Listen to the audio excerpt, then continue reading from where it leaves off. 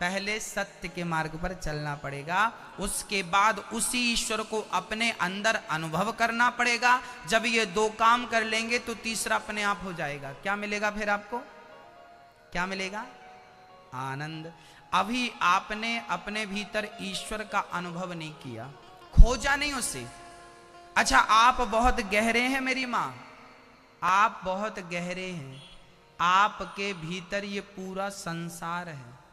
आपने बाहर तो बहुत कुछ देख लिया, बाहर तो बहुत कुछ ढूंढ लिया, पर अभी अंदर देखना और अंदर ढूंढना भी बाकी है। बाहर देख लिया सो देख लिया, अब थोड़ा आंख बंद करके अपने भीतर देख लो कि भीतर क्या है। शांति बाहर नहीं मेरी माँ।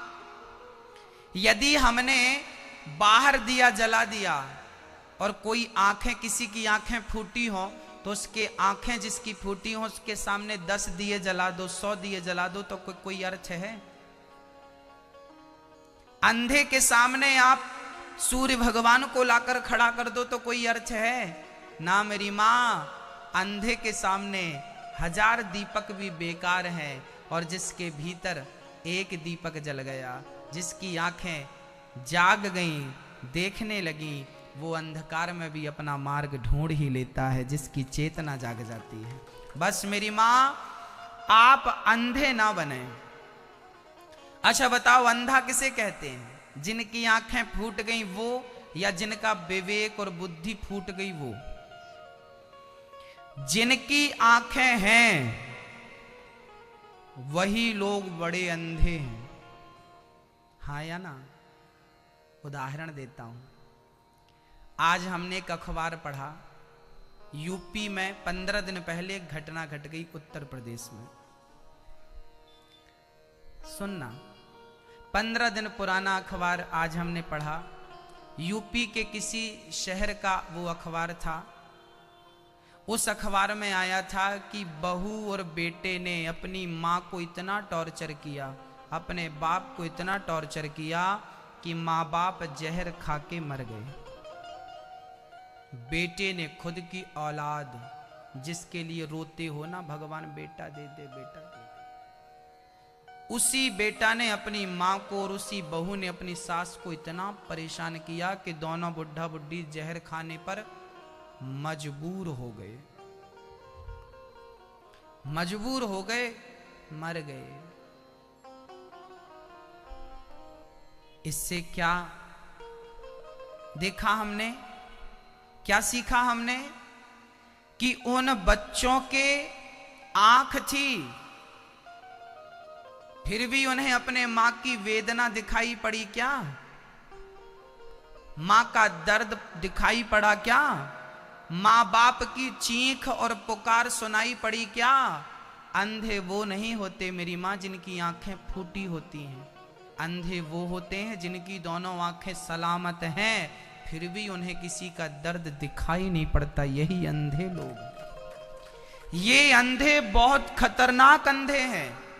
ये उन अंधों से खतरनाक हैं जिनकी आंखें फूट गई हैं।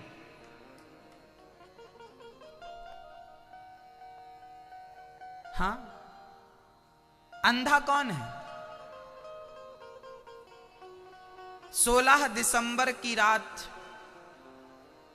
दामिनी के साथ बलात्कार करने वाले क्या अंधे थे? उनकी आंखें थी ना? थी कि नहीं थी? उनकी आंखें, फिर भी उन्होंने उस लड़की के साथ बलात्कार किया कि नहीं?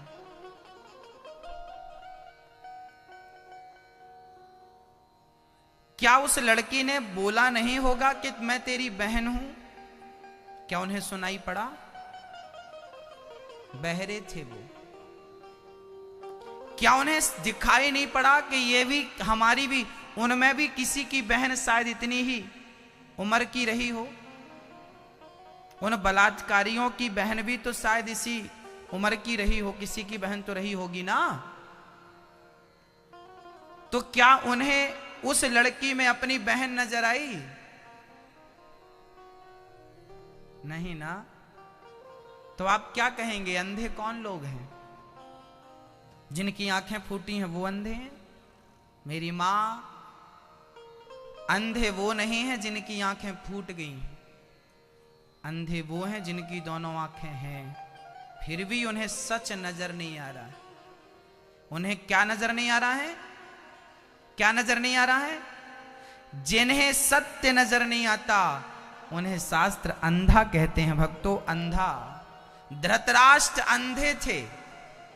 धृतराष्ट्र कैसे थे? आपको क्या लगता है?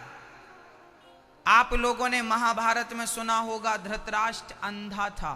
धृतराष्ट्र अंधा, उसकी आंखें फूटी नहीं थी। आज मैं आपको क्लियर कर दूं, धृतराष्ट्र अंधे नहीं थे, आंखें उनकी थीं, दिखता था ये हरा है, ये पीला है, ये लाल है, ये गुलाबी है, दिखता था। फिर भी धृतराष्ट्र को अंधा क्यों कहा गया?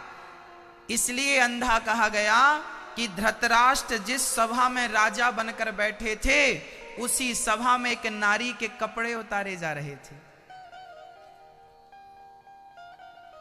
आप जिस दरबार में बैठे हों वहां आपकी बहू को निर्वस्त्र किया जा रहा होगा तो जमाना तुम्हें क्या आंख वाला कहेगी? सदियां गुजर गईं, हम धृतराष्ट्र को अंधा कह रहे हैं। धृतराष्ट्र अंधे नहीं थे, आंखें थी हमारी और आपकी तरह, पर वो राजा धृतराष्ट्र राज सिंहासन पर बैठा था और धृतराष्ट्र के सामने उनका बेटा दुर्योधन अपनी भाभी को निर्वस्त्र कर रहा था कि नहीं? दुशासन खींच रहा था ना साड़ी। तो जिस बाप के सामने बेटा पराई नारी को निर्वस्त्र कर रहा हो उस राजा को आप क्या कहेंगे? आंख वाला कहेंगे? हाँ, आपने टीवी सीरियल पर रामानंद सागर जी उन रामायण बनाई, वो महाभारत बना, उसमें आपने देखा होगा कि धृतराष्ट्र अंधे थे। अंधे नहीं थे। आपने ये भी देखा होगा कि गांधारी ने पट्टी बांध रखी थी। गांधारी की आंखों में उन्होंने पट्टी, ऐसी पट्टी नहीं बांधी थी कि कपड़ा बांध लिया था। लोग कहावत में बोलते हैं ना, तुम्हारी आंखों में पट्टी बंधी थी क्या? हाँ या ना? तुम्हारी आंखों में पट्टी। अरे गांधारी मां, सुन रही हो ना आप? मैं आपसे कह रहा हूं, तुम्हारे 100 बेटे आताताई थे। धृतराष्ट्र जी आप सुन लो, आपके 100 बेटे आताताई थे जिनमें दुर्योधन दुशासन बहुत बड़े आताताई थे। भरी सभा में ये नारियों को निर्वस्त्र करने की जिद कर रहे थे। ऐसे बेटों को तुम इनके अपराधों को, इनकी करतूतों को देखते रहे और देखते नहीं रहे, चुप रहे। चुप रहे। ना तो धृतराष्ट्र ने कहा ना तो गांधारी ने कहा, आवाज उठाई।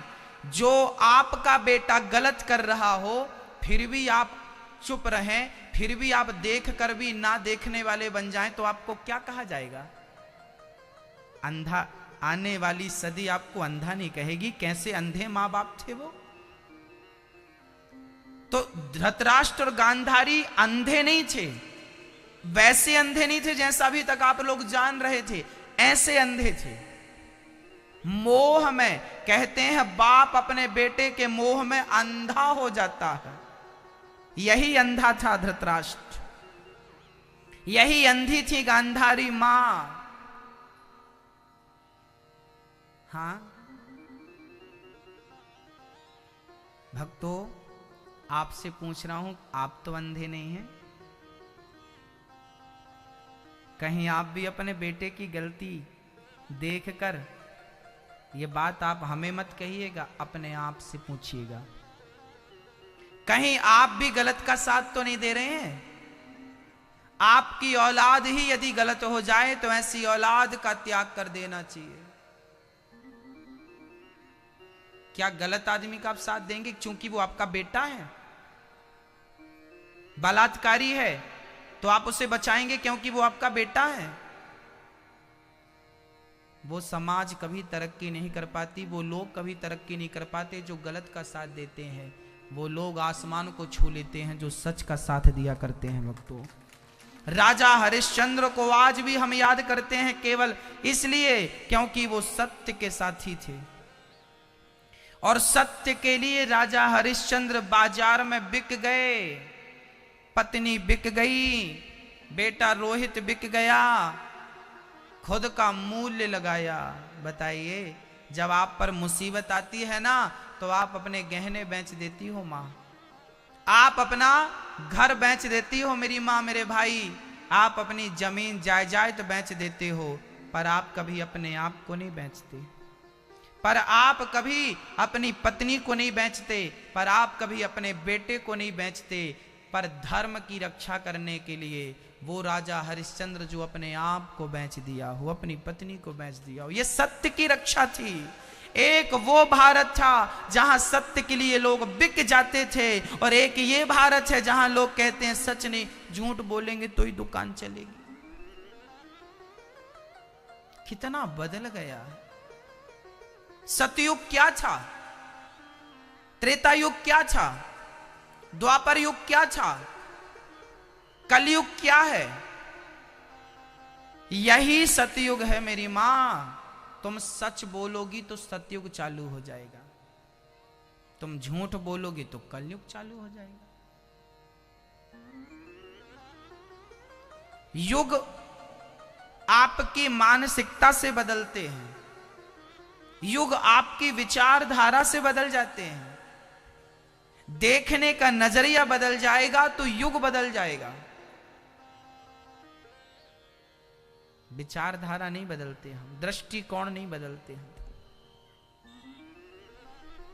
आज तक हम धृतराष्ट्र और गांधारी को सुनते रहे कि ये अंधे हैं, ये अंधे हैं, पर किस प्रकार के अंधे हैं उस अंधेपन पे कभी विचार नहीं कर पाए।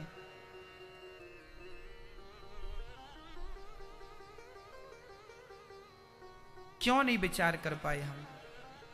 क्योंकि हम सत्य के साथी नहीं है ना, हमें सत्य से क्या लेना देना।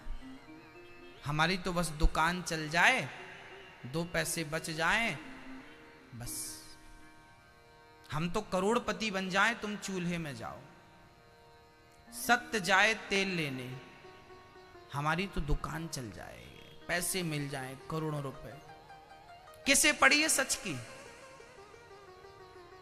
कौन बचा रहा है सत्य? कौन बोलता है सच? केवल इसीलिए आप झूठ बोलते हैं कि आपका फायदा हो जाए। क्या करोगे कमा के भाई? ले जाओगे बांध के? सच की खेती कर लेना। सच और झूठ की 2 ही पोटरी तुम्हारे सिर पे होंगी आखिरी टाइम पे।